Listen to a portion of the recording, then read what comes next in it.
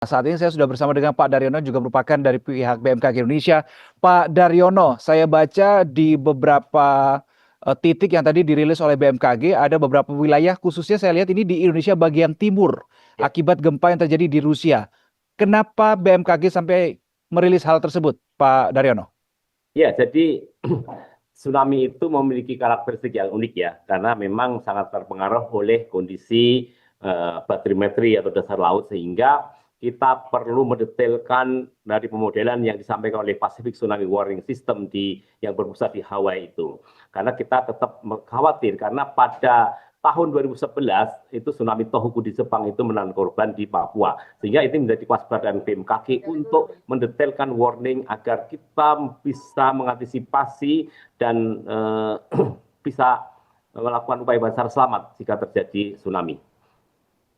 Mhm. Baik, Pak Daryono, saya lihat di sini ada wilayah di Sulawesi Utara, Maluku Utara, Papua Barat, Gorontalo. Ada apa dengan wilayah-wilayah itu, Pak? Apakah ini benar karena ini satu garis lurus dengan dengan wilayah yang terjadi di Semenanjung Kamchatka di Ya, Rusia atau seperti apa? ya, ini sebenarnya merupakan cerminan dari perjalanan tsunami atau tsunami travel time yang ada di Pasifik, Mas. Sehingga Hmm. dari sumber gempa di Kamchatka itu dengan kekuatan 8,7 kita generate dengan kedalaman 15 km.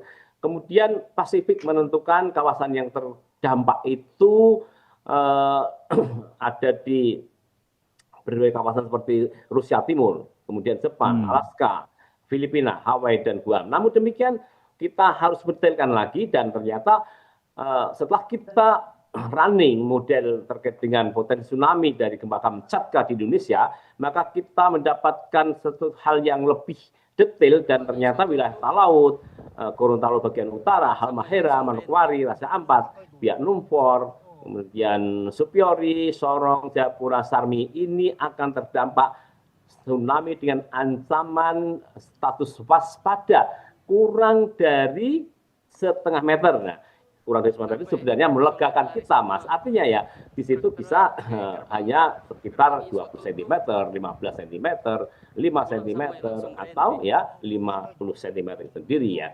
Namun satu hal yang patut kita waspada bahwa jika itu masuk ke perairan-perairan yang memiliki teluk sempit, maka ini berpotensi menimbulkan kenaikan muka laut ya. Sehingga ini yang perlu kita waspada. Sehingga kawasan-kawasan yang sudah kita tetapkan waktu ya, seperti Talaut pukul 14.52 menit, kemudian Gorontalo Utara 16.39 menit pukulnya ya. Kemudian Supiori, Sorong ini pukul 16 lebih 24 menit, Sarmi 16 lebih 30 menit.